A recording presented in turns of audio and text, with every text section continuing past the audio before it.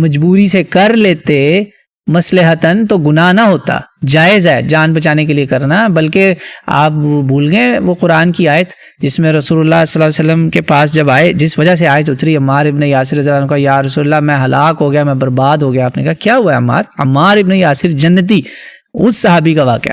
کہا کہ مجھے کافروں نے کہا بولو حبل ہمارا خدا ہے، میں ورنہ تمہاری گردن اڑا دیں گے، تو میں نے بول دیا. تو رسول اللہ صلی اللہ علیہ وسلم نے کہا وہ ملے نا تمہیں پھر؟ پوچھا پہلے تمہارا دل کی کیا حالت تھی؟